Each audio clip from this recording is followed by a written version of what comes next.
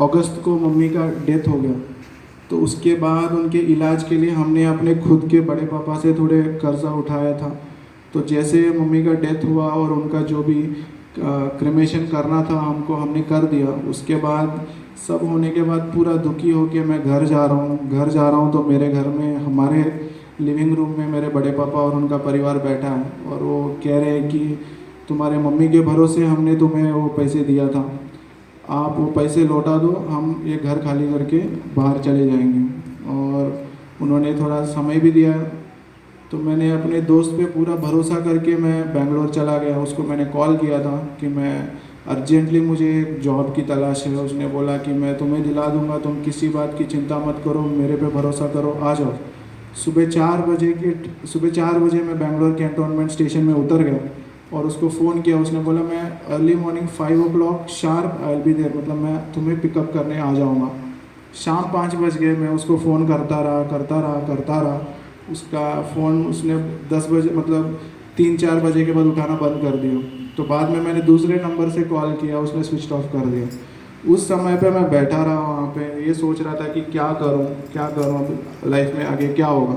तो मैं एक चाइना बाज़ार होता है वहाँ पे, वहाँ जाके मैंने अपना मोबाइल बेच दिया और मेरे को याद आ गया कि जयरामपुर में मेरा एक दोस्त है। तो इमीडिएटली मैंने उसी पैसे से गुवाहाटी के लिए एक टिकट कटवाया। हावड़ा आते आते मेरे हाथ में जितने भी पैसे थे सब आउट हो गया। तो फिर मैंने हावड़ा में एक पास्टर है, सेंट सेवियर्स चर्च का पास्टर दिनकरन बोल के, मैंने उनको फ़ोन किया। उन्होंने बोला कि मैं स्टेशन आके तो तुमसे मिल नहीं सकता, पर मैं काम कर सकता हूँ, तुम्हारे लिए किसी के गूगल पे अकाउंट में मैं थोड़ा पैसे भेज सकता हूँ। उन्होंने 500 रुपीज़ दिया। उसी पैसे से मैं गुवाहाटी से तिनसुकिया का टिकट खरीद के मैं आ पाया था। फिर तिनसुकिया पहुंचने के बाद मैं वहाँ के बैप्टिस्ट चर्च में गया था। वहाँ एक पास्टर जी से मिला और मैंने बोला कि मेरा हालत ऐसा है, मुझे जयरामपुर जाने के लिए थोड़ा मदद की ज़रूरत पड़ेगी। तो उन्होंने बोला कि आप तो पेंटोकोस्टल फेलोशिप के हैं, हम बैप्टिस्ट हैं, तो आप वहाँ चले जाइएगा। तो उन्होंने पूरा एड्रेस दिया था, काजीगुआ पेंटोकोस्टल चर्च, पर वो ज़्यादा दूर था, कुछ 8-9 किलोमीटर दूर था। तो मैंने जाना ठीक नहीं समझा। फिर वहाँ मैं ढूंढने लग गया कि कब कहीं मुझे तिनसुकिया में कोई तमिल आदमी या तेलुगु वाला कोई मिल जाएगा। तो वहाँ पे कुछ भैया ने बोला कि ट्रांसपोर्ट जो रोडवेज है, लॉरी चलाते हैं, वहाँ पे मिल जाएगा। तो मैं वहाँ एक बिहारी वाले थे, HP हरियाणा पंजाब रोडवेज, उनके यहाँ जाके मैंने पूछा कि क्या यहाँ पे कोई साउथ इंडियन वाले हैं। तो उन्होंने बोला कि साउथ इंडिया रोडवेज है, आप वहाँ जाके पूछ सकते हैं। तो जैसे मैं वहाँ गया, 2-4 तेलुगु लोग सब बैठे थे, तेलुगु में पूछे ఏం కావాలి, ఎందుకు వచ్చినావు, देने को వచ్చినావు। सो जैसे उन्होंने पूछा, मुझे वहाँ पे कुछ बताना ज़रूरी नहीं समझा मैं। तो जैसे मैं वापस जा रहा था तो ऊपर से वो बिहारी भैया ने बुलाया मुझे। उन्होंने बुलाया और पूछा मुझसे कि क्या भाई, आपको देख के तो ज़रूर आप कोई तकलीफ़ में लग रहे हैं, यदि कोई तकलीफ़ है तो बताओ। तो मैंने अपना पूरा स्टोरी बताया।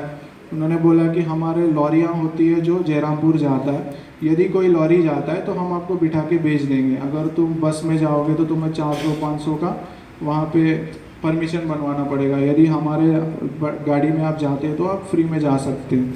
तो उन्होंने रात को मुझे वहाँ ठहराया, खाना खिलाया, मुझे नहाने वहाने के लिए सब बंदोबस्त किया उन्होंने। और सुबह 6 बजे उनका एक लॉरी मार्गेटा तक आ रहा था, तो उन्होंने उसमें बिठा के भेज दिए। वहाँ उतर तो गया, पर वहाँ से आगे बढ़ने के लिए मेरे पास पैसे नहीं थे। तो मैं वहाँ से चर्च पूछ के चला गया, तो उन्होंने सेंट मेरीज चर्च को भेज दिए। फिर वहाँ से मैं बोरगोला चर्च चला गया, पास्टर जी से मिला। उनसे बात करते समय पास्टर जी ने भूषण भैया का रेफरेंस दिया कि हाँ, यहाँ पे एक तेलुगु वाला आदमी रहता है जो यहाँ पास्टर के दर्जा, पास्टर का जो पावर है वो उनके पास है बोल के बड़े पास्टर ने बताया।